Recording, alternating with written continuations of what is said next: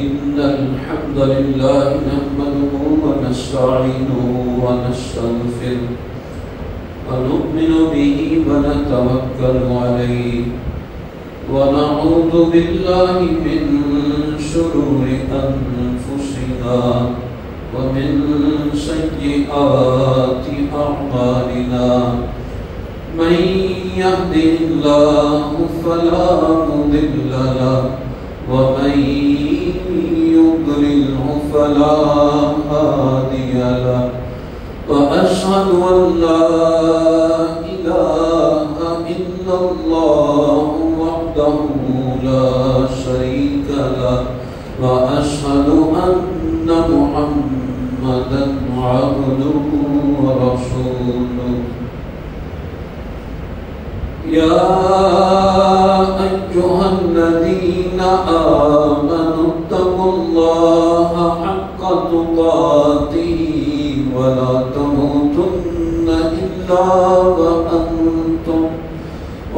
تموتن إلا وأنتم مسلمون يا أيها الناس اتقوا ربكم الذي خلقكم من نفس واحدة وخلق منها زوجها وبث منهما رجالا كثيرا ونساء واتقوا الله الذي تساءلون به والأرحام إن الله كان عليكم رقيبا يا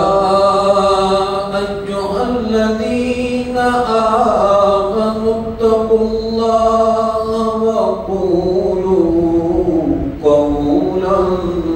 سديدا يصلح لكم أعمالكم ويغفر لكم ذنوبكم ومن يطع الله ورسوله فقد فاز فوزا عظيما أما بعد فإن أحسن الكلام كلام الله وخير الهدي هدي محمد صلى الله عليه وسلم وشر الأمور محدثاتها وكل محدثة بدعة وكل بدعة ضلالة وكل ضلالة في النار أعوذ بالله السميع العليم من الشيطان الرجيم من همزه ونفخه ونفسه بسم الله الرحمن الرحيم محمد رسول الله والذين معه أشداء على الكفار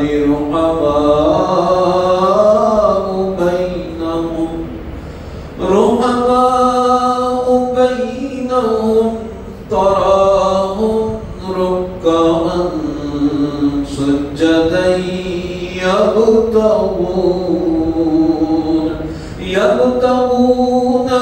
يبتغون فضلا من الله ورضوانا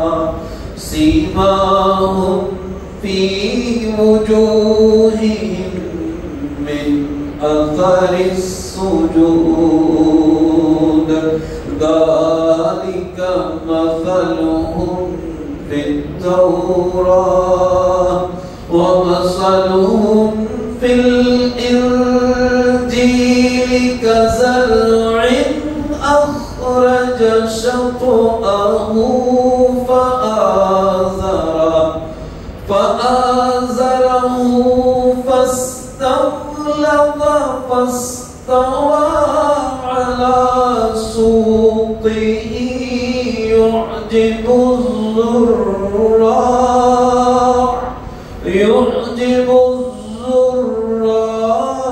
ليغيظ بهم الكفار وعد الله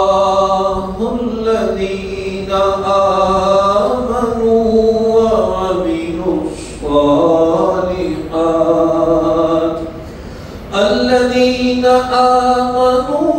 وعملوا الصالحات منهم مغفرة وأجرا عظيما رب اشرح لي صدري ويسر لي أمري واحلل عقدة من لساني يفقهوا قولي اللهم انفعنا بما علمتنا وعلمنا ما ينفعنا وزدنا علما رب زدني علما رب زدني علما رب زدني علما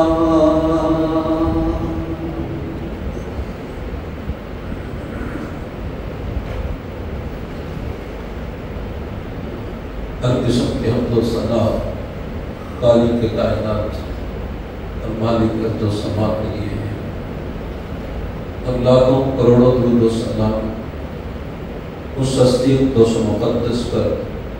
جن کا نام نامی اسم گرامی محمد اکرم صلی اللہ علیہ وآلہ وسلم ہے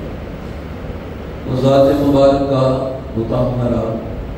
کہ خالق کائنات نے جن کو کائنات کے باسوں کے لیے راہبر رہنما اور ہادی بنا کے بھیجا سیدنا عمر بن الخطاب رضی اللہ تعالی عنہ کی ذات گرامی مسلمانوں کے دوسرے خلیفہ ہیں خلیفہ راشد رشد و ہدایت پر ہیں اور نبی صلی اللہ علیہ وسلم کے بعد اس امت کے اوپر اللہ عز و جل نے ان کو اقتدار اور مسلمانوں پر اختیار جو ہے وہ عطا فرمایا اور اسلام کی اتنی عظیم شخصیت ہے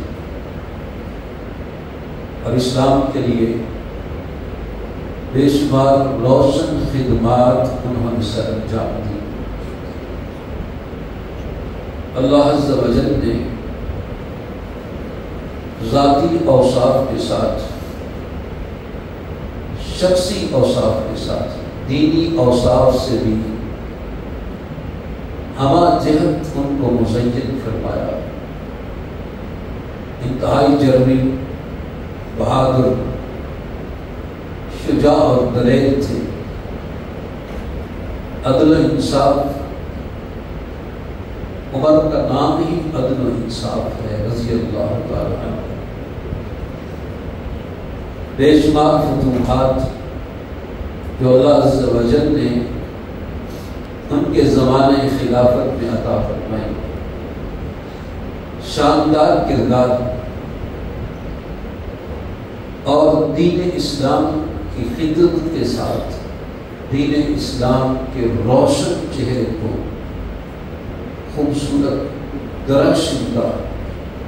تابندہ اور مزین ترین کیفیت میں لوگوں کے سامنے پیش کر دیا اور سیدنا عمر رضی اللہ تعالی عنہ کی عظمت اپنے ہی نہیں جو بیگانے وہ بھی اس بات کا اعتراف کرتے ہیں کہ عمر رضی اللہ تعالی عنہ انتہائی صاحب بصیرت تھے، نبی نہیں تھے، لیکن اللہ عز و جل نے ان کی زبان پر حق اور ان کے دل پر حق کو نازل کر دیا تھا۔ سیدنا عمر رضی اللہ تعالی عنہ وہ عظیم المرتبت شخصیت ہیں، نبی صلی اللہ علیہ وسلم نے جن کو رب سے مانگ کے لیا تھا، اللہ عز و جل سے مانگا تھا عمر عطا کرتے رضی اللہ تعالی عنہ، اور نبی صلی اللہ علیہ وسلم نے سیدنا عمر رضی اللہ تعالی عنہ کے حوالے سے ان کے ایمان، ان کے دین، ان کے اسلام، اللہ عز و جل کا وفادار ہونا، نبی اسلام کے ساتھ محبتوں میں سب سے کامل ہونا، خود مہر سخت فرمائی آپ صلی اللہ علیہ وسلم۔ امام بخاری رحمہ اللہ نے اس حدیث کو نقل کیا ہے، نبی صلی اللہ علیہ وسلم تشریف فرما تھے اور آپ صلی اللہ علیہ وسلم کے دونوں ہاتھوں میں سیدنا عمر رضی اللہ عنہ کا ہاتھ تھا، اور محبوب ہیں آپ صلی اللہ علیہ وسلم، محب ہیں عمر رضی اللہ تعالی عنہ، محبوب نے محب کا ہاتھ پکڑ رکھا، وہ بھی محب ہوں عمر فاروق رضی اللہ تعالیٰ جیسے، اور محبوب ہوں کائنات کے امام محمد رسول اللہ صلی اللہ علیہ وسلم جیسے، کیا وجد آفرین کیفیت ہوگی، کیا جذبات اور دل کے اندر محبت کی کیفیت ہوگی۔ اس کیفیت میں سیدنا عمر رضی اللہ تعالیٰ عنہ آپ اسلام سے بڑی وارفتگی کے ساتھ یہ بات کہتے ہیں، یا رسول اللہ صلی اللہ علیہ وسلم انی احبک، میں آپ سے محبت کرتا ہوں، من کل شیء الا نفسی، ہر چیز سے بڑھ کر آپ سے پیار کرتا ہوں سوائے اپنی جان کے۔ یہ ایک حقیقت کا اظہار کیا کہ بعض دفعہ زندگی میں انسان کو ایسے مراحل کا بھی سامنا کرنا پڑتا ہے جس میں سوائے اپنی جان کے انسان کو کوئی کسی اور کی پرواہ نہیں ہوتی، کہ نبی اسلام نے فوراً کہا لا والذی نفسی بیدی، نہیں اس ذات کی قسم ہے جس کے ہاتھ میں میری جان ہے، حتی اکون احب الیک من نفسی، جب تک اے عمر رضی اللہ تعالیٰ میں تمہیں تمہاری جان سے بھی بڑھ کر محبوب نہ ہو جاؤں، ایمان میں کمال حاصل نہیں کر سکتا۔ پہلے علم نہیں تھا، جیسے ہی آپ صلی اللہ علیہ وسلم نے بات ارشاد فرمائی تو فوراً کہا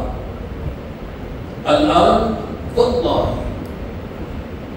اللہ کی قسم ہے اب لأنت احب الی من نفسی، اب آپ الاسلام اللہ کی قسم ہے مجھے آپ اپنی جان سے زیادہ محبوب ہیں۔ سنا تو فوراً اقرار کیا، تو نبی اسلام کا الآن یا عمر، اب وہ جو ایمان میں کمال چاہیے نا وہ اپنی انتہا کو پہنچا اے عمر رضی اللہ تعالیٰ۔ اس حدیث میں نبی صلی اللہ علیہ وسلم نے سیدنا عمر رضی اللہ تعالیٰ عنہ کی محبت کی بھی تصدیق فرمائی اور ایمان کے کمال کی سند بھی عطا فرمائی۔ ایمان کمال کو ہے عمر اب پہنچ گیا ہے رضی اللہ تعالیٰ عنہ، اور سیدنا عمر رضی اللہ تعالیٰ عنہ کی دینداری اس کی بھی گواہی نبی صلی اللہ علیہ وسلم نے دی۔ امام بخاری رحمہ اللہ نے اس حدیث کو بھی نقل کیا ہے، آپ صلی اللہ علیہ وسلم نے فرمایا میں نے خواب میں دیکھا میرے سامنے مختلف افراد پیش کیے گئے، کرتے پہن رکھے ہیں، لیکن کسی کا کرتا اس کے سینے تک ہے، کسی کا ناف تک ہے، کسی کا نیچے ہے دھرا۔ میرے سامنے عمر رضی اللہ عنہ کو پیش کیا گیا، میں نے دیکھا کہ عمر رضی اللہ تعالیٰ عنہ نے ایسا کرتا پہن رکھا ہے جو زمین پر گھسٹ رہا تھا، پورے وجود کو ڈھانپنے کے بعد بھی نیچے لٹک رہا تھا۔ اللہ کے رسول صلی اللہ علیہ وسلم،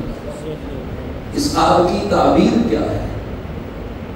اس کی توضیح اور تشریح کیا ہے؟ آپ صلی اللہ علیہ وسلم نے فرمایا اس کا معنی یہ ہے دین، دین ہے، یعنی کسی کا دین اتنا ہے، کسی کا اتنا ہے، اور عمر فاروق رضی اللہ تعالی عنہ کا دین اتنا مکمل، اتنا بڑا ہوا کہ پورے وجود کے اوپر ڈھانپ کر اس کے ایمان اور دین کے ساتھ استحکام اور مکمل کامل ترین کیفیت پر دلالت کرنے والی بات ہے۔ دین میں، ایمان میں مستحکم ترین کیفیت ہے عمر فاروق رضی اللہ تعالی عنہ کی۔ اللہ اکبر۔ اور نبی صلی اللہ علیہ وسلم سیدنا عمر رضی اللہ تعالی عنہ کے دین اور ایمان کے اندر جو مضبوط ترین کیفیت ہے، اس کو ان الفاظ میں بھی اس امت مسلمہ کے سامنے آشکار کرتے ہیں۔ امام بخاری رحمہ اللہ تعالی انہوں نے اس چیز کو نقل کیا، آپ اسلام میں ایہن یبن خطاب، اے خطاب کے بیٹے، والذی نفسی بیدی، اس ذات کی قسم ہے جس کے ہاتھ میں میری جان ہے، یعنی محمد کریم صلی اللہ علیہ وسلم کی جان جس کے ہاتھ میں ہے، اس ذات اللہ کی قسم ہے۔ نبی اسلام نے عمر رضی اللہ تعالی عنہ کو خطاب فرماتے ہوئے قسم اٹھا کر یہ بات کہی، فرمایا ما لقیہ کا شیطان، ما لقیہ کا شیطان، تیرے ساتھ شیطان نہیں ملاقات کرتا، سالکن فجن، کب تو کسی راستے پہ چلتا ہوا، الا سلک فجن غیر فجک، شیطان اس راستے پہ آیا۔ عمر فاروق رضی اللہ تعالی عنہ اس راہ پر جا رہے ہیں، شیطان دیکھتا ہے فاروق اس راستے پہ آ رہا ہے، اس پہ اتنی دہشت تاری ہوتی ہے کہ وہ راستہ چھوڑ کر اس راستے کو اور راہ پہ چلا جاتا ہے۔ اتنا قوی انسان، اتنا دلیر اور بہادر انسان، اتنا ایمان میں مضبوط اور قوی جو ہے انسان ہے کہ وہ شیطان جو ہر بندے کو بہکانے کی کوشش کرتا ہے، راہ راست سے ہٹانے کی کوشش کرتا ہے، قدموں کو صراط مستقیم سے اکھاڑنے کی کوشش کرتا ہے، فاروق جس راستے پہ آئے، شیطان کو اکھاڑنا تو دور کی بات ہے، دیکھ کر ہی راستہ چھوڑ کے دوسرے راہ پہ چلا جاتا ہے۔ اتنی بڑی بات کائنات کے امام صلی اللہ علیہ وسلم نے ارشاد فرمائی۔ اور ایک حدیث میں آپ علیہ السلام نے فرمایا ان الشیطان لیخاف منک یا عمر، اے عمر شیطان تو اس سے ڈرتا ہے۔ امام ترمذی نے اس حدیث کو نقل کیا۔ ہر بندہ شیطان اس کے شرور سے بچنے کے لیے اپنے دل میں وسواس کی کیفیت محسوس کرتا ہے، لیکن عمر رضی اللہ عنہ اتنے جلوی، اتنے بہادر، ایمان میں اتنے مستحکم، ایمان میں اتنے مضبوط ہیں، شیطان فاروق رضی اللہ تعالیٰ عنہ سے بچتا ہے۔ اور ایک حدیث میں آپ صلی اللہ علیہ وسلم نے یہ بات ارشاد فرمائی، انی لانظر الی الشیاطین الانس والجن، میں نے انسانوں اور جنوں کے شیطانوں کو دیکھا۔ آپ صلی اللہ علیہ وسلم نے فرمایا قد فروا من عمر، وہ عمر رضی اللہ تعالیٰ عنہ سے بھاگ جاتے ہیں، انسانوں میں سے بھی جنوں میں سے بھی جو شیاطین ہیں، جنات یہ جو ابلیس ہے، کان من الجن ففسق عن امر ربک، ابلیس جو ہے یہ جنوں میں سے تھا، یہ شیاطین جو جنوں میں سے ہیں یہ بھی بھاگتے ہیں، اور انسانوں میں سے بھی جو شیطان صفت ہیں، شیاطین ہیں، شر ہے جن کے اندر شیطان کی پیروکاری کی کیفیت ہے، یہ بھی عمر کا نام آتا ہے رضی اللہ تعالی عنہ تو بھاگ جاتے ہیں۔ یہ عمر رضی اللہ تعالی عنہ، ان کی کیفیت جس کو نبی صلی اللہ علیہ وآلہ وبارک وسلم نے بیان فرمایا، ایمان میں اتنے مضبوط اور دل دماغ پر اسلام کا اس قدر جو ہے استحکام ہے، اور اللہ عز و جل سے اس قدر تعلق ہے وفاداری کا کہ اللہ عز و جل نے سیدنا عمر رضی اللہ تعالی عنہ کی زبان اور دل پر حق کو جاری کر دیا۔ یعنی اسلام اور ایمان ظاہر اور باطن میں اتنا قوی ہے، ظاہر میں بھی اسلام، دل میں بھی اسلام، ظاہر میں بھی چلتا پھرتا ایمان کا خوبصورت ترین پیکر، باطن میں بھی اتنا اجلا، عرفہ، اعلیٰ، صاف، مصفہ دل اور روح ایسی ہے کہ اللہ عز و جل نے ظاہر اور باطن پر حق جو ہے وہ طاری کر دیا۔ نبی صلی اللہ علیہ وسلم نے فرمایا وَإِنَّ اللَّهَ جَعَلَ، بے شک اللہ عز و جل نے جعل الحق علی لسان عمر وقلبی، اللہ عز و جل نے عمر رضی اللہ کے دل اور ان کی زبان پر حق کو رکھ دیا ہے۔ زبان سے بات نکلتی ہے تو حق، دل میں بات سماتی ہے تو حق، درست بات اور ٹھیک بات اللہ عز و جل کی جناب سے۔ یہ عمر رضی اللہ تعالیٰ عنہ کی ایمان اور اسلام کے ساتھ وابستگی کی بات ہے، اللہ عز و جل کے ساتھ اس قدر مضبوط رشتہ ہے، اور یہ اللہ کے حکم سے ہے۔ امام بخاری رحمہ اللہ نے اس حدیث کو بھی نقل کیا ہے، نبی اسلام نے فرمایا پہلی امتوں میں محدث ایسے لوگ ہوا کرتے تھے جن کو اللہ کی طرف سے الہام ہوتا تھا، درست بات کا الہام، کہ اللہ عز و جل ان کے دل میں بات کو ڈالتے، حق بات۔ کہا کہ اگر میری امت میں وہ ایسا محدث جس پر القاء ہو حق، وہ اگر کوئی ہو سکتا ہے فإنہ عمر، تو یقیناً وہ عمر رضی اللہ تعالیٰ عنہ کی ذات گرامی۔ اللہ عز و جل نے حق کو زبان پر جاری کر دیا، حق کو دل پر القاء فرما دیا، اور ایسا سمجھے کہ نبی ہونے کے لیے جن اوصاف کی ضرورت ہے، دل دماغ اجلا ہو، حق کے ہمیشہ تابع ہو، اللہ کی فرما برداری ہمہ وقت دل دماغ پر چھائی ہوئی ہو، وہ تمام اوصاف سیدنا عمر رضی اللہ تعالی عنہ میں موجود تھے۔ اس لیے نبی صلی اللہ علیہ وسلم نے فرمایا تھا لو کان بعدی نبی، اگر میرے بعد بھی یہ نبوت کا سلسلہ جاری رہتا اور میرے بعد بھی کوئی نبی ہوتا لکان عمر بن الخطاب، تو وہ ضرور عمر بن خطاب ہوتا رضی اللہ تعالیٰ عنہ۔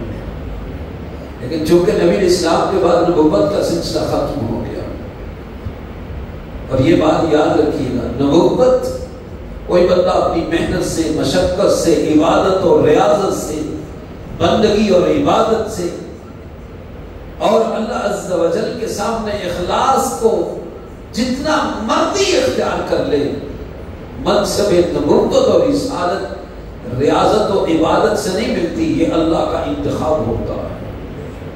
یہ اللہ کا انتخاب ہوتا ہے۔ لیکن نبی اسلام کے یہ الفاظ بتاتے ہیں کہ جو اوصاف چاہیے، جن خوبیوں سے مزین ہونا چاہیے، وہ اگر ہیں تو عمر رضی اللہ تعالیٰ عنہ۔ یہی وجہ ہے کہ سیدنا عمر رضی اللہ تعالی عنہ کو اللہ عز و جل نے وہ علم عطا کیا جو دین میں تدبر، تفکر، ذہانت اور فطانت کے ساتھ،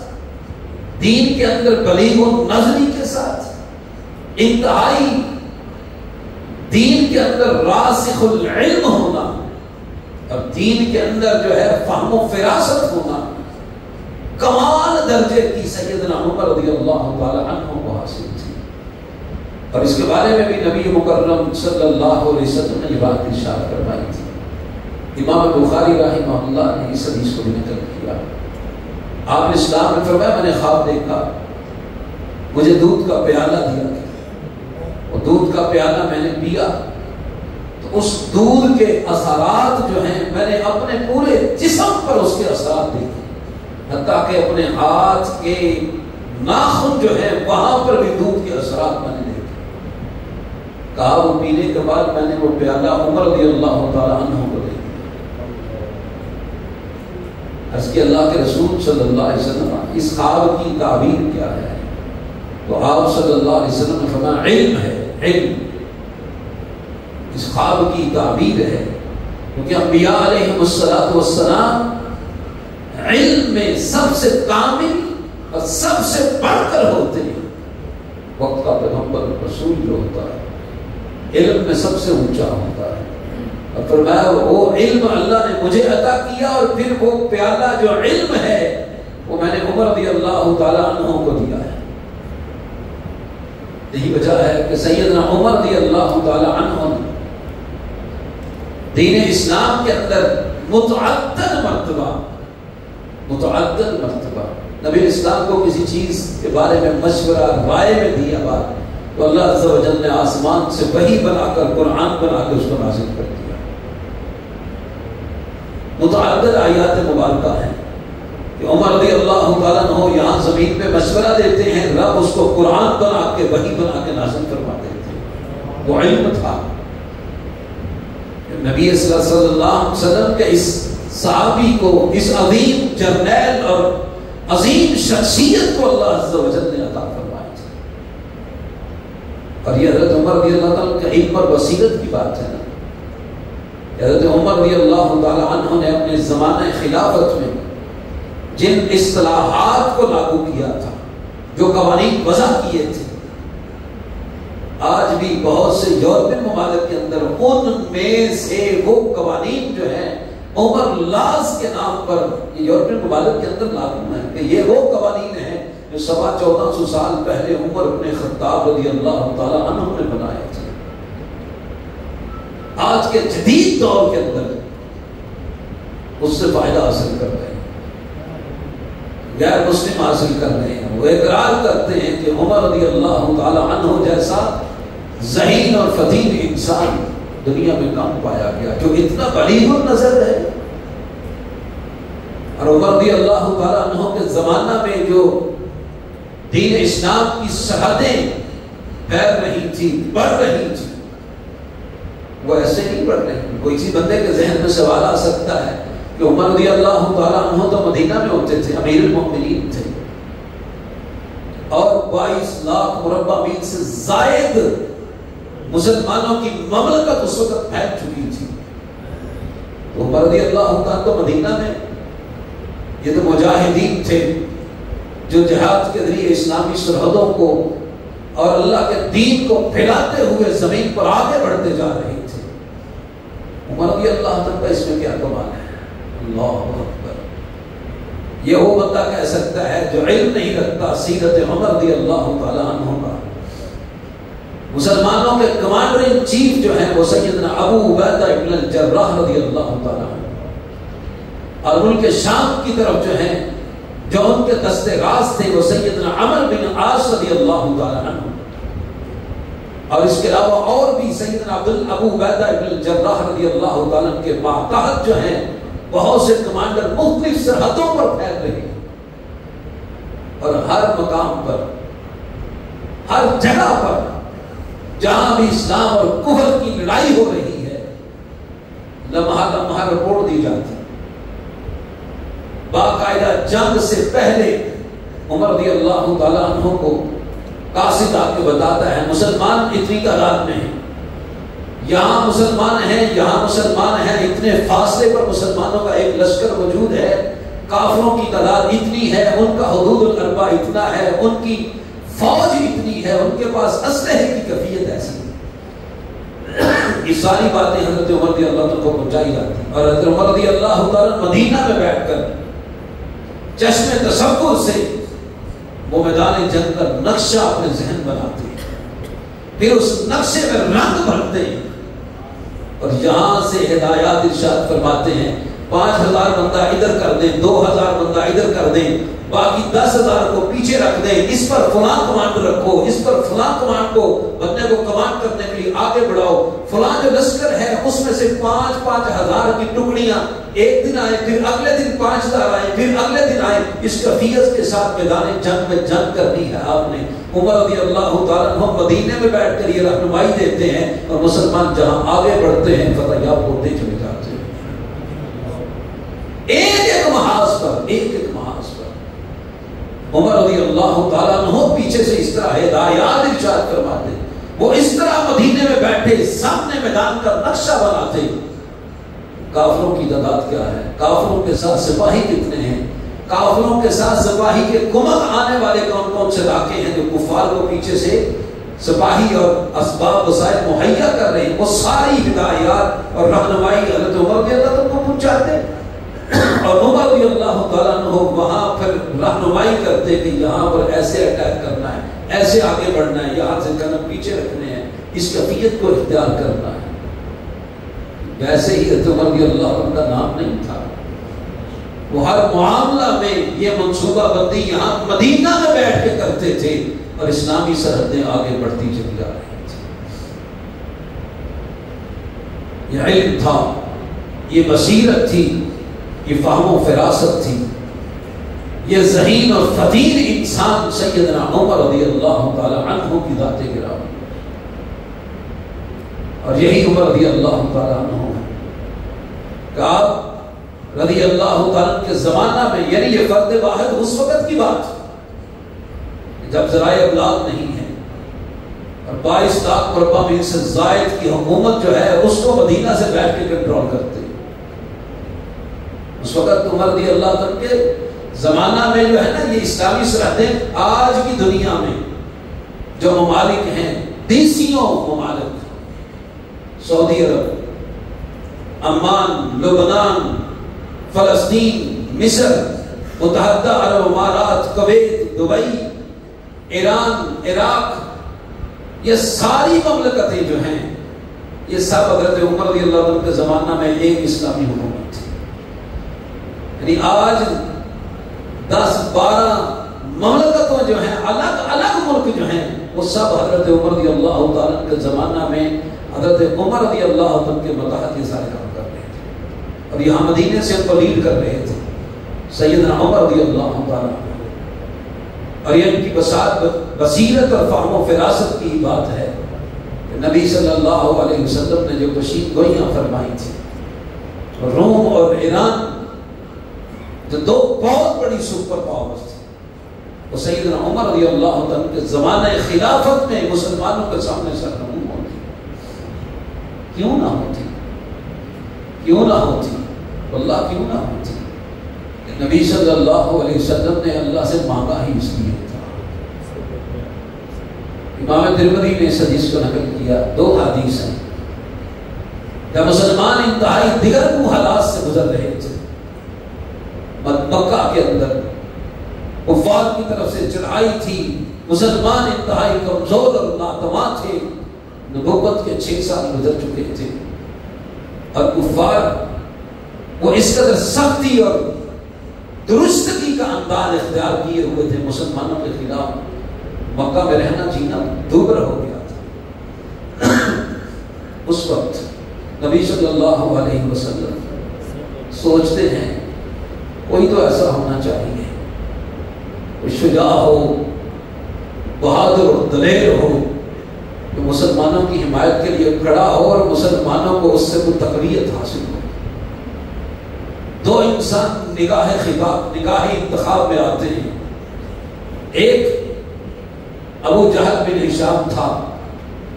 دوسرے عمر بن خطاب تھے۔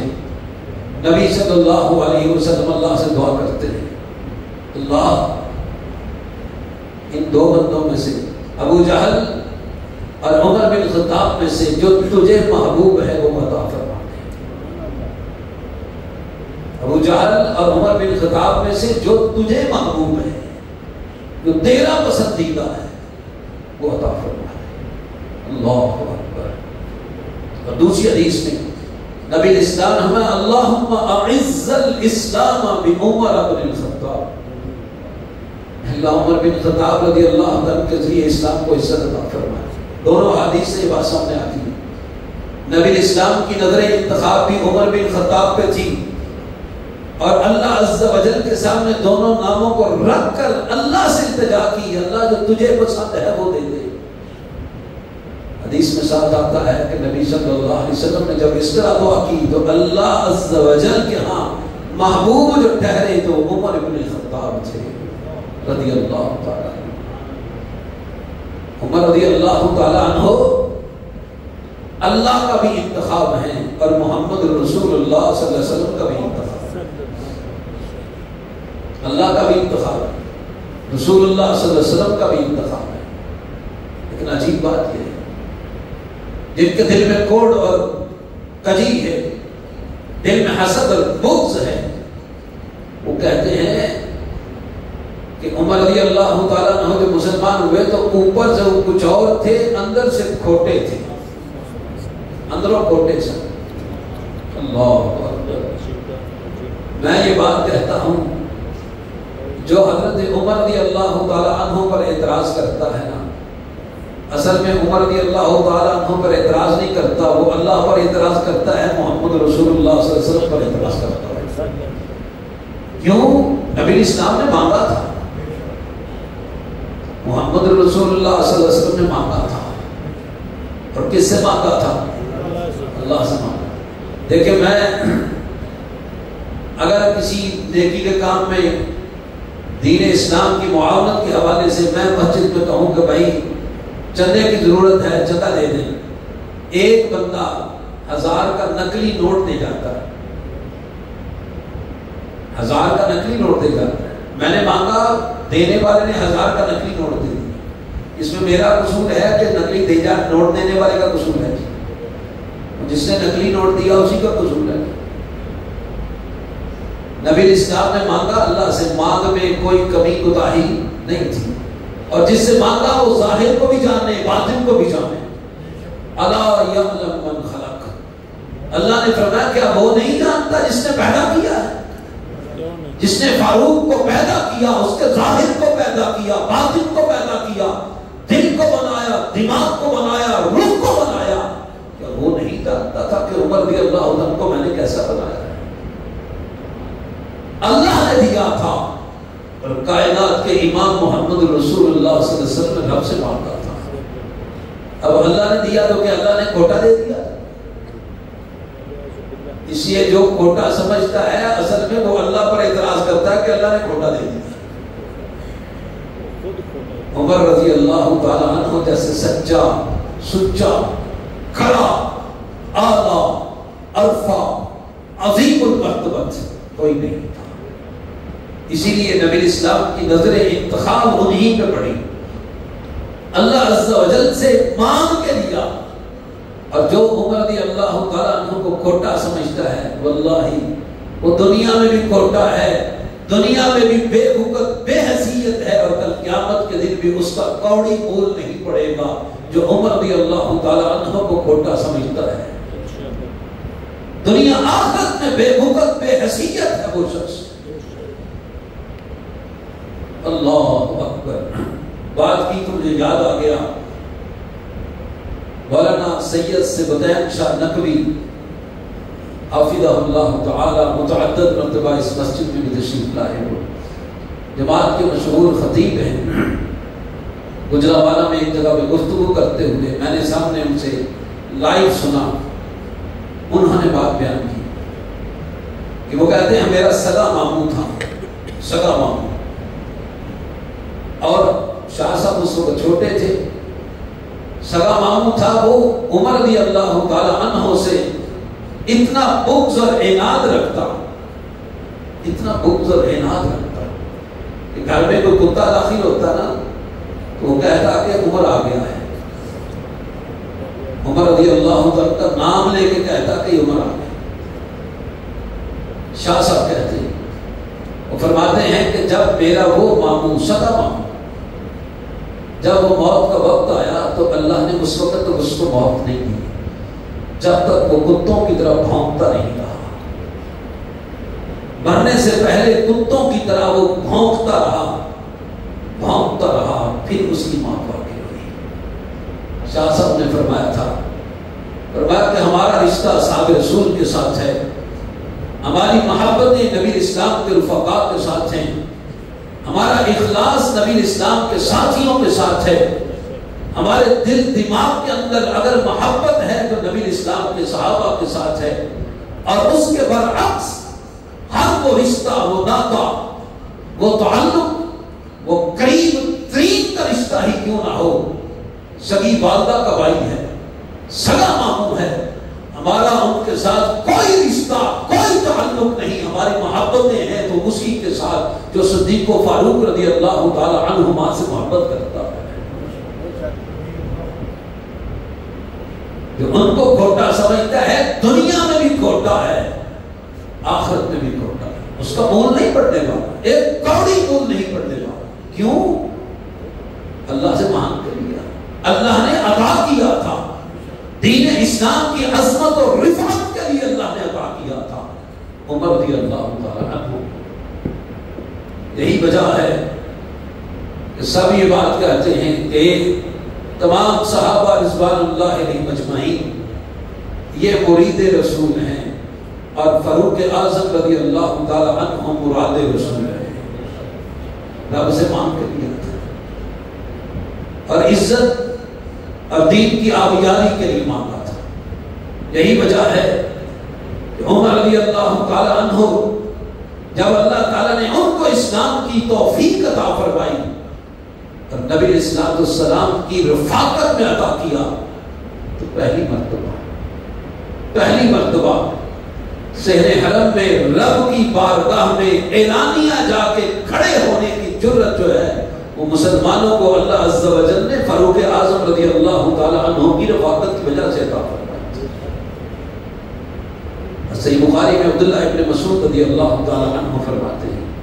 جب سے عمر رضی اللہ تعالی عنہ مسلمان ہوئے اسلام دن بدن باعزت اور باوقار ہوتا چلا گیا. اسلام اپنے دلائل کے لحاظ سے، براہین کے لحاظ سے، علم کے لحاظ سے سب سے فائق ہے، بلندتر ہے، روشن ہے، تابندہ ہے، درخشندہ ہے. لیکن اس کو ضرورت تھی ایسے بندے کی جو ساتھ کھڑا ہو کر اس علم کو اٹھائے اور اس پرچم کو اتنا بلند کرے کہ ساری دنیا جو ہے وہ دیکھ کر اسلام کے سامنے سرنگو ہوتی چلی جائے. یہی وجہ ہے کہ اسلام بڑھتا چلا گیا اور عمر رضی اللہ تعالی عنہ نے جب اسلام کے پرچم کو بلند کیا تھا، وہ روم، وہ ایران، ان کی سلطنتیں جو ہیں وہ سرنگو ہوتی ہیں تو اسلام کے سامنے سرنگو ہوتی ہیں، حکومتیں پاس ہوتی ہیں. آج بات کرتے ہیں شجاعت کی، بہادری اور دلیری کی. ہم کہتے ہیں ہم سے نہ پوچھیں، فاروق رضی اللہ تعالی عنہ کی بہادری کا اگر پوچھنا ہے تو جاؤ ایران کے کسرا سے پوچھو، ایران کے کسرا سے پوچھو وہ کون تھا جس کا نام آتا تھا وہ تو درسنا شروع ہو جاتا تھا. وہ کون تھا جس کے نام پر روم کا بادشاہ کیسر کب کبھی تاریخ ہو جاتی تھی. دیکھنا ہے تو کائنات میں اس کو دیکھو، اس سے کوئی شجاع بہادر دلیر نہ ڈر بے خوف انسان مان نہیں چلا. اتنا شجاع، اتنا بہادر دلیر انسان اسلام کی عزت اور آبیاری کے لیے محمد کریم صلی اللہ علیہ وسلم نے رب سے مانگا تھا. اور یہی وہ تھا جو بیت المقدس کا فاتح بنتا ہے. اللہ عز و جل نے اسی کے ہاتھ پہ یہ عظمت رکھی تھی کہ اللہ عز و جل نے وہ قبلہ اول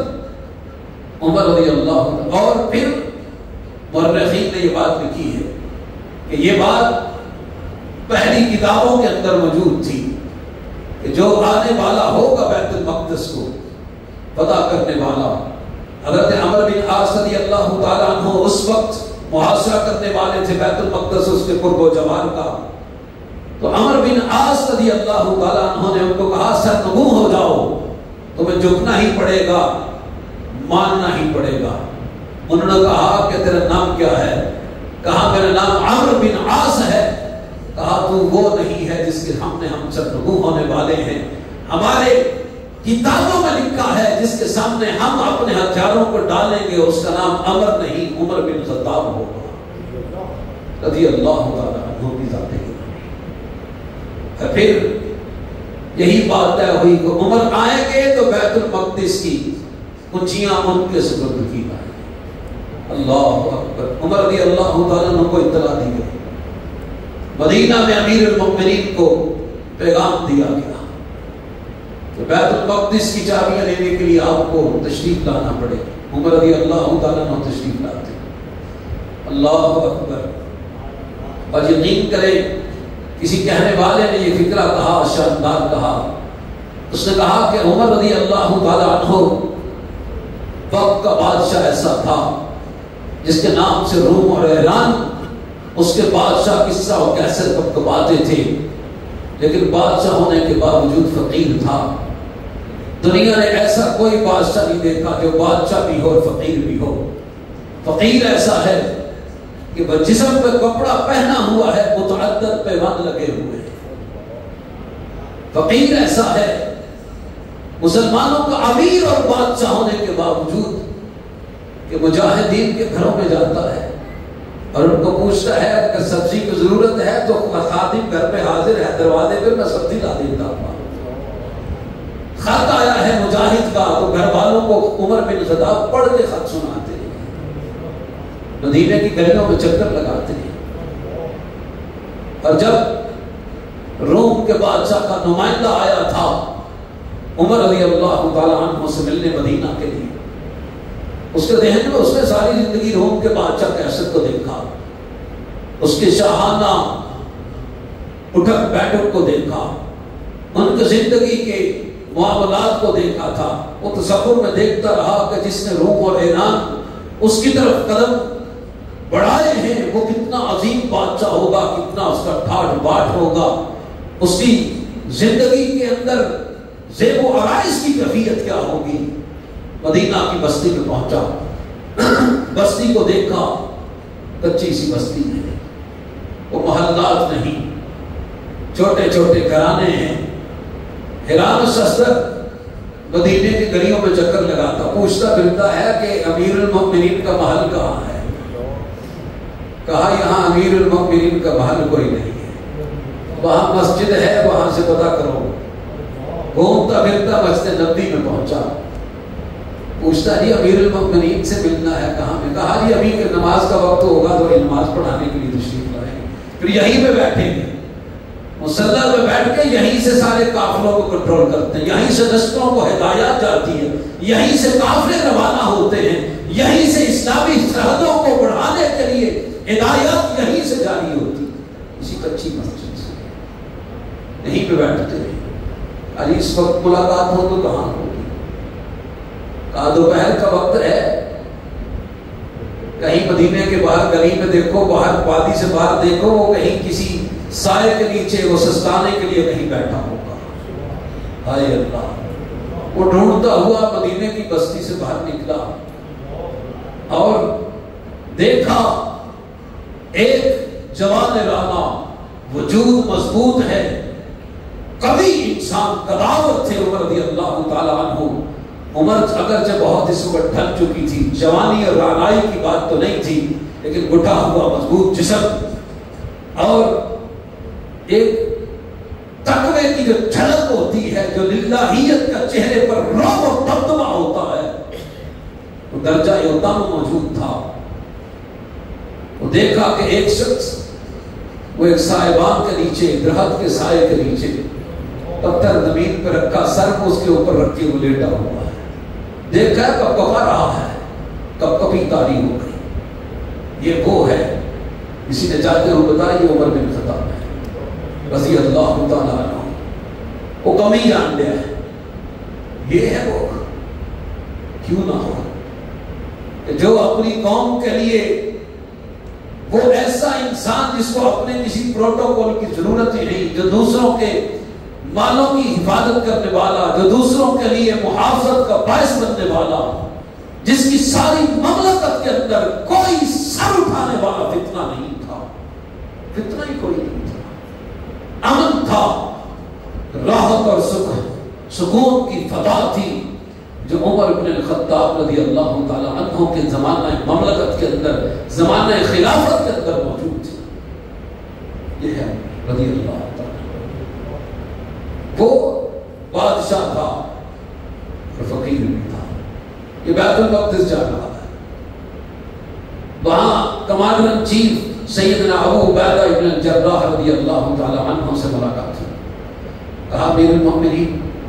بڑے بڑے لوگ ہوں گے، آپ اچھا لباس پہن لیجیے تاکہ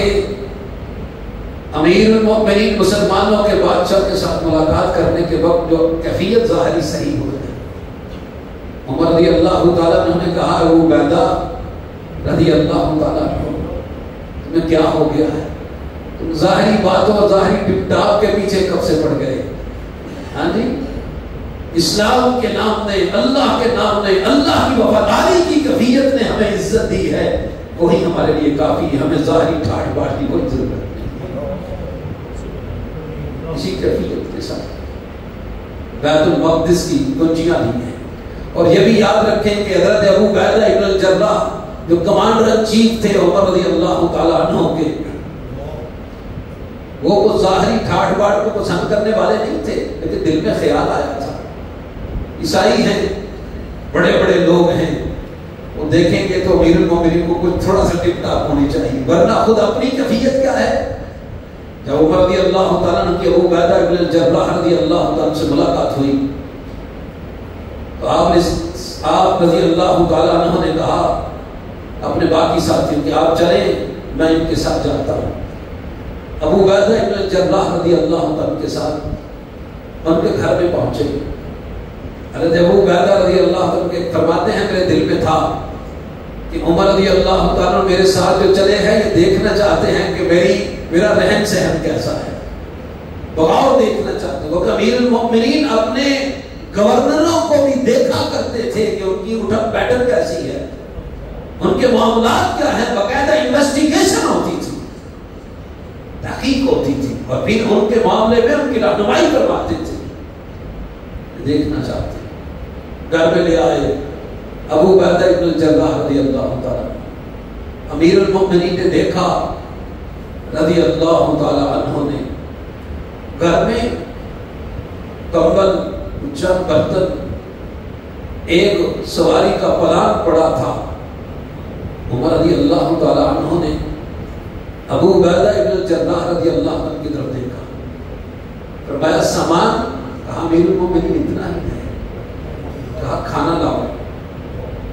ابو عبیدہ ابن الجراح رضی اللہ تعالیٰ عنہ نے اپنے سامان میں سے خشک روٹیوں کے چند ٹکڑے نکالے اور امیر المؤمنین کے سامنے رکھ دیے۔ اب عمر رضی اللہ تعالیٰ نے دیکھا تو آنکھوں میں آنسو آ گئے، اور عمر رضی اللہ تعالیٰ عنہ بھی روتے ہیں، ابو عبیدہ ابن الجراح رضی اللہ تعالیٰ عنہ بھی روتے ہیں۔ کہا ابو عبیدہ تیرے علاوہ جو ہے سب نے دنیا کو شاید کچھ نہ کچھ راستہ کر لیا، تو ابھی بھی انہی راہوں پہ گامزن ہے جس پہ اللہ اس کے رسول اللہ صلی اللہ علیہ وسلم نے ہم کو چھوڑا تھا۔ تو یہ جو الفاظ کہے نا کہ آپ پر اٹھاٹ باٹ اختیار کر، وہ اس وجہ سے تھے کہ یہاں پر آنے والے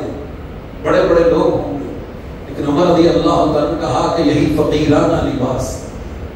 ہماری عظمت لباسوں کے ساتھ نہیں، ہماری عظمت لا الہ الا اللہ کے ساتھ ہے، اللہ کے دین کے ساتھ ہے، اسی کے ساتھ عزت ملی ہے، اور اسی کی عزت کو، آبرو کو بڑھانے کے لیے اللہ نے ہمیں اس ڈیوٹی پہ لگایا ہے کہ ہم نے اللہ کے دین کی آبیاری کرنی ہے۔ فاتح بیت المقدس کا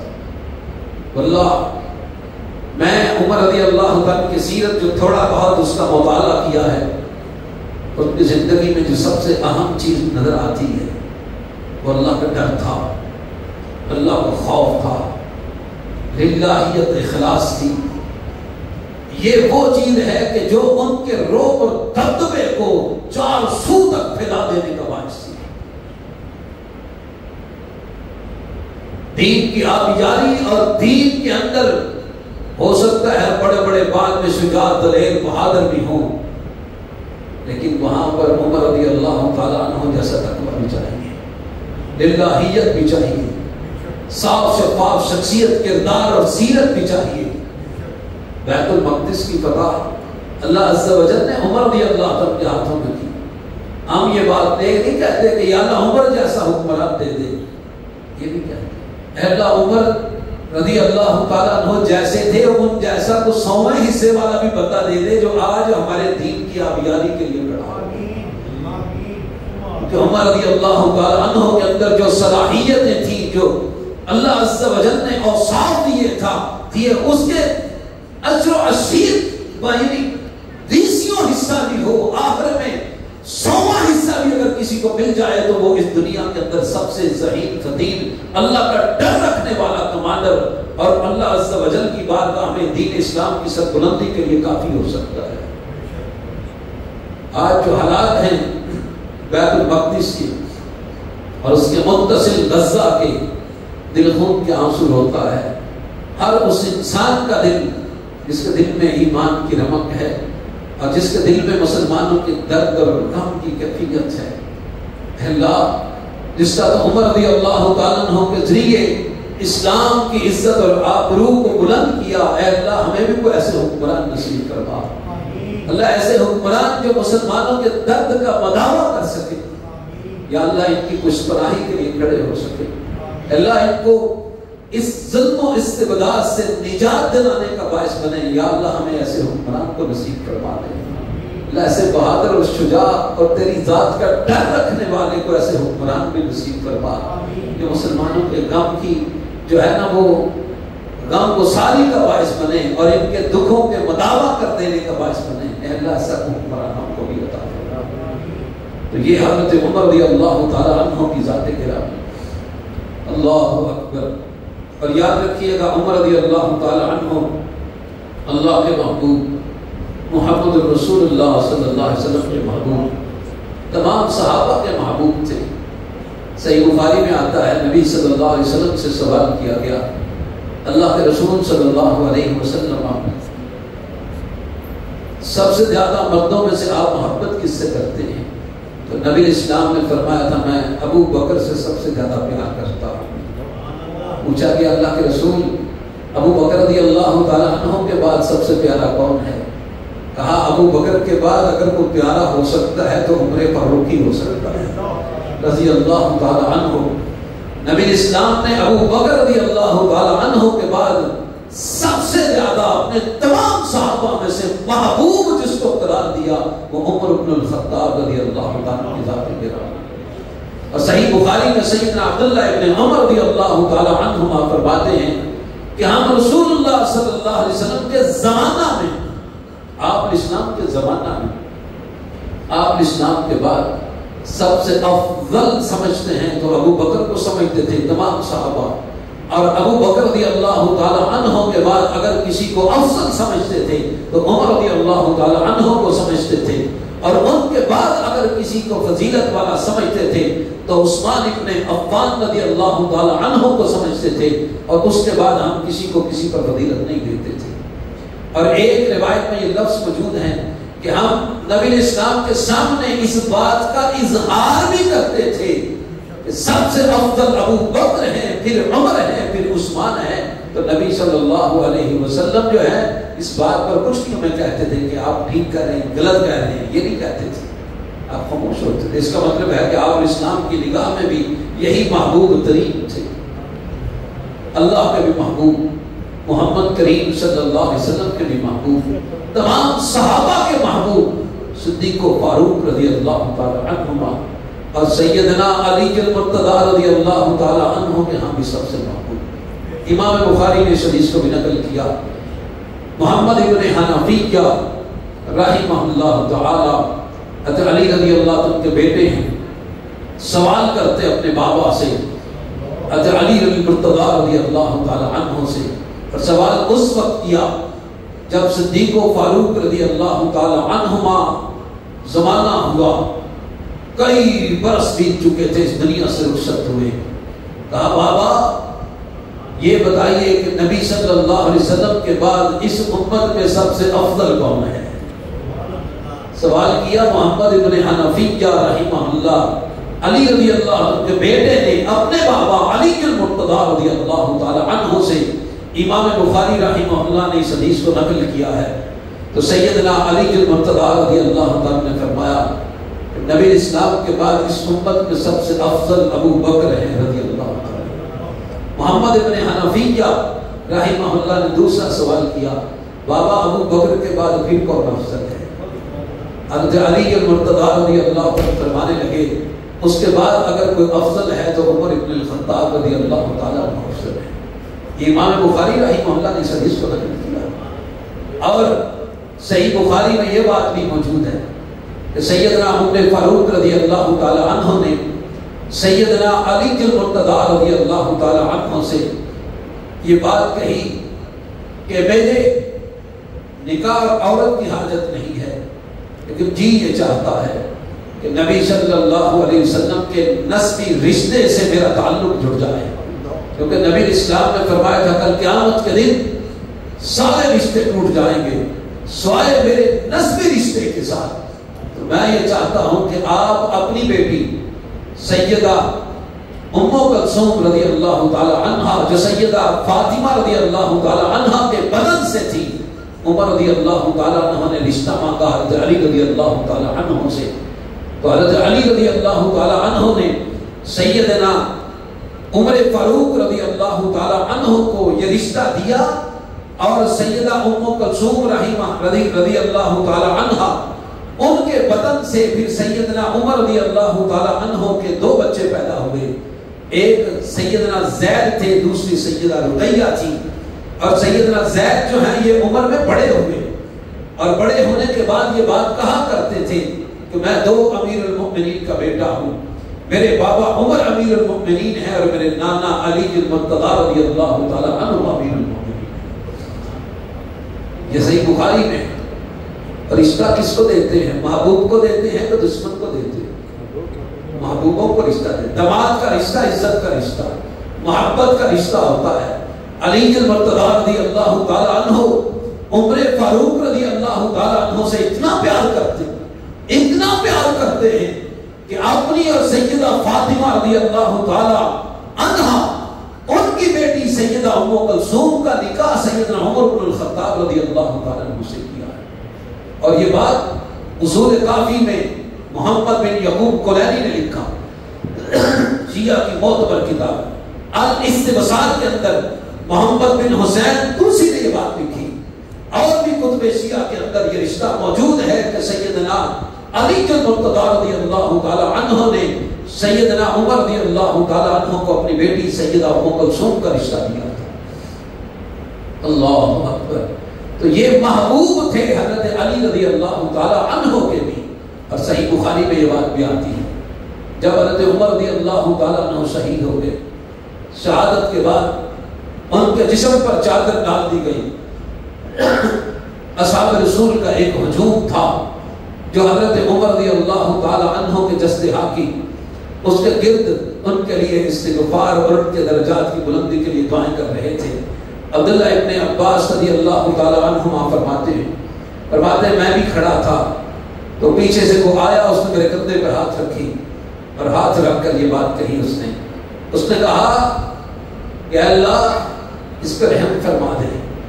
اشارہ کیا عمر رضی اللہ تعالیٰ عنہ کے وجود کی جانب، اور پھر یہ بات کہی کہ اللہ اس بندے نے اپنے پیچھے، بلکہ وہ خطاب کر کے صحیح بخاری میں آتا ہے کہ عمر تو اپنے پیچھے کوئی بندہ ایسا نہیں چھوڑا کہ جس کے عملوں جیسے عمل ہونے کا میں رب سے کہوں کہ میرے عمل بھی ویسے ہو جائے۔ اور پھر یہ کہا صحیح بخاری میں حضرت علی رضی اللہ تعالیٰ کے الفاظ ہیں، کہا کہ مجھے یقین تھا کہ اللہ تعالیٰ تجھے بھی اپنے ان دو ساتھیوں کے ساتھ ملا دے گا، یعنی نبی اسلام اور ابو بکر رضی اللہ تعالیٰ عنہ کے ساتھ۔ اور کہا کہ ان کے نبی اسلام فرمایا کرتے تھے، نبی اسلام فرمایا کرتے تھے میں تھا، میرے ساتھ ابو بکر تھے اور عمر تھے، میں فلاں جگہ سے آیا تو میرے ساتھ ابو بکر اور عمر تھے، فلاں جگہ پہ گیا تو میرے ساتھ ابو بکر اور عمر تھے، کہا نبی صلی اللہ علیہ وسلم یہ کہا کرتے تھے اور مجھے یقین تھا کہ اللہ کے محبوب پیغمبر صلی اللہ علیہ وسلم جو جہاں کہا کرتے تھے اللہ تجھے ان سے ضرور ملا دے گا، اور اللہ نے ان کو ملا دیا، اللہ نے ان کو ملا دیا۔ حضرت علی رضی اللہ تعالی عنہ وہ اتنا پیار کرتے، اور نہج البلاغہ کے اندر بھی، نہج البلاغہ جو شیعہ حضرات کی معتبر کتاب، جو حضرت علی رضی اللہ عنہ کے خطبات اور ان کی تقریریں اس میں ہیں، اس میں بھی یہ حوالہ موجود ہے۔ حضرت عمر رضی اللہ عنہ کی شہادت کے بعد سیدنا علی المرتضی رضی اللہ تعالیٰ عنہ نے یہ بات کہی، اللہ ایک ہی میری آرزو ہے۔ سننے والے سن رہے تھے، علی کیا آرزو ہے آپ کی رضی اللہ تعالیٰ عنہ؟ کہا اللہ میری آرزو ہے کہ مجھ کو بھی اس جیسا بنا دے۔ عمر رضی اللہ تعالیٰ عنہ کی طرف اشارہ کرتے ہوئے کہا، ان کے شہید ہونے والے اس وجود کی طرف اشارہ کرتے ہوئے کہا اللہ میری ایک آرزو ہے مجھے بھی اس جیسا بنا ہے۔ عجیب بات ہے، علی رضی اللہ تعالیٰ عنہ جن جیسا بننے کی رب سے دعا کرتے ہیں، آج حضرت علی رضی اللہ عنہ کے نام لینے والے، ان کا نام لینے والے اسی عمر فاروق رضی اللہ تعالیٰ عنہ کو گالی دیتے ہیں، انہیں کو برا کہتے ہیں۔ اور میں یہ بات کہتا ہوں کل قیامت کا دن ہوگا، سب سے پہلے علی المرتضی رضی اللہ تعالیٰ عنہ کا ہاتھ ہوگا ہر اس بندے کے گریبان پر جو عمر فاروق رضی اللہ تعالیٰ کو برا کہتا ہے۔ علی فرمائیں کہ میں جس کو پیارا جانتا تھا، میں جس سے محبت کرتا تھا، میں جس سے پیار کرتا تھا، تو کون ہوتا ہے؟ تجھے کس نے حق دیا میرے محبوب کو جس سے میں محبت اور پیار کرتا تھا تو اس کو برا کہے؟ تجھے کس نے حق دیا؟ اللہ کے محبوب محمد رسول اللہ صلی اللہ علیہ وسلم کے محبوب، حضرت علی المرتضی رضی اللہ تعالیٰ عنہ کے محبوب اور اہل بیت کے محبوب۔ آج حضرت حسین رضی اللہ تعالیٰ کا بھی نام لیتے ہیں، نام لینے والے حضرت حسین کا برا کہتے ہیں عمر فاروق رضی اللہ تعالیٰ عنہ کو۔ اٹھاؤ مروج الزہر مسعودی کی الفصول المہمہ ابن صباح کی شیعہ کتب، حضرت حسین رضی اللہ تعالیٰ عنہ نے اپنے بیٹوں میں سے ایک بیٹے کا نام عمر رضی اللہ عنہ کے نام پہ عمر رکھا تھا۔ اگر محبت نہ ہوتی، عمر رضی اللہ تعالیٰ عنہ سے پیار نہ ہوتا، ان سے عقیدت نہ ہوتی، تو سیدنا حسین رضی اللہ تعالیٰ عنہ اپنے بیٹے کا نام عمر رضی اللہ عنہ کے نام پہ نام رکھتے ہوئے۔ بیٹوں کا نام کس کے نام پہ رکھتے ہیں؟ اس کے نام پہ نام رکھتے ہیں جس سے پیار ہوتا ہے، محبوب ہوتا ہے۔ بندہ کہتا ہے اگر تو نہیں رہا تو تیرا نام میرے گھر میں زندہ رہے، تیری یاد میرے گھر میں زندہ رہے، اس وجہ سے نام رکھتے ہیں۔ اہل بیت کے ہاں محبوب تھے عمر بن الخطاب رضی اللہ تعالی عنہ کی ذات گرامی۔ باتیں تو بہت سی ہیں لیکن وقت کی تنابیں مجھے کھینچتے جا رہی ہیں، انہی باتوں پر اکتفا کرتا ہوں۔ اللہ عز و جل سے دعا ہے وہ مالک میرے حال پر رحم فرمائیں۔ اللہ عز و جل عمر بن الخطاب رضی اللہ تعالی عنہ ان کے ساتھ ہمیں عقیدت اور محبت کا وہ رشتہ عطا فرمائیں جو دنیا آخرت میں اللہ کے تقرب کا باعث ہوں، اور ایسی محبت عطا فرمائیں جو کل قیامت کے دن اصحاب رسول کے ساتھ جنت میں رفاقت کا باعث بن جائے۔ اللہ عز و جل صحت عافیت ایمان کے ساتھ ہمیں زندگی عطا فرمائیں، اسلام پر، ایمان پر، توحید پر زندگی، اسی میں ہمارا خاتمہ فرمائیں۔ دنیا آخرت کی رحمتیں، برکتیں، آسانیاں، عزت مبارک ہمارے مقدر میں فرمائیں۔ دنیا آخرت کے دکھ، تکلیفیں، پریشانیاں اور ذلتوں سے مالک ہمیں محفوظ فرمائیں۔ ہم 8 ساتھی ہیں اور قاری محمد امین رحمہ اللہ تعالی رحمۃ واسعہ جب اس دنیا فانی سے رخصت ہوئے تو اس سے پچھلے جمعہ ہم ساتھیوں نے دعوت دی کہ آپ ہمارے پاس گجرانوالہ میں آئیں۔ ہم آتے ہیں تو آپ محبت کا اظہار کرتے ہیں، تو آپ بھی ہمارے پاس تشریف لائیں۔ تو بھائی عبدالصبور صاحب ان کے برخوردار تھے، قاری صاحب تھے، اور بھائی سجاد تھے، وہ اس جمعہ ہمارے پاس آئے اور ہم نے مغرب سے عشاء تک وقت اکٹھا گزارا، کھانا بھی کھایا۔ جو قسم کی یادیں ہیں واللہ حقیقی بات ہی ہے۔ میری ان کے ساتھ اس مسجد سے پہلے کی نسبت ہے، جب وہ کالو پورا میں تھے میں جو کہ میرے یہاں پہ سسرال ہیں وہ آگے شارمن کیا نام ہے روڈ کا، شادیوار روڈ، وہاں سے یہ کالو پورا میں فجر کی نماز کے لیے جب میں رات ادھر رہتا تو یہاں پر فجر کی نماز کالو پورا میں آتا تھا پڑھنے کے لیے. تو قاری صاحب بڑی محبت اور پیار دیتے تو مجھے کہتے کہ آپ نماز پڑھائیں. یہ اس مسجد میں آنے سے پہلے کی بات ہے، پھر میں درس بھی ادھر دیا کرتا. آج میں ان کے جانے کے بعد پہلی دفعہ اس مسجد میں آیا. وہ دکھتے نہیں ہیں تو دل میں عجب قسم کی کیفیت پیدا ہوتی ہے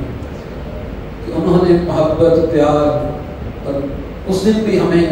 نصیحت اور خیر کی باتوں کے ساتھ جو ہے نا وہ الوداع کرتے ہوئے یہاں سے گجرانوالہ سے واپس آ رہے تھے.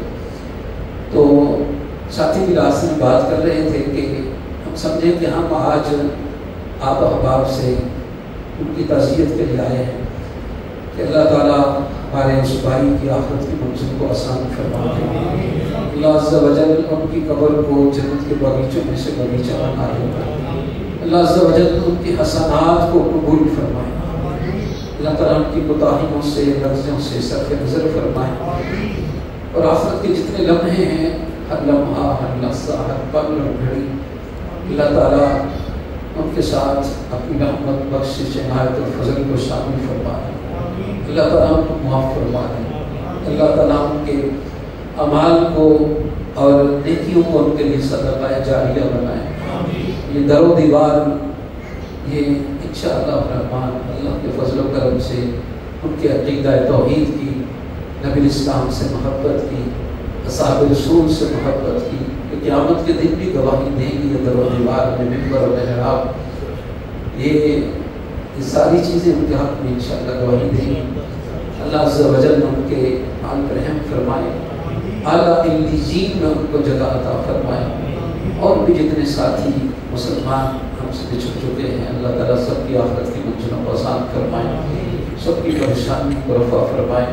سب کی حاجات کو اللہ پورا فرمائے، سب کے حال پر رحم فرمائے. وآخر دعوانا ان الحمد للہ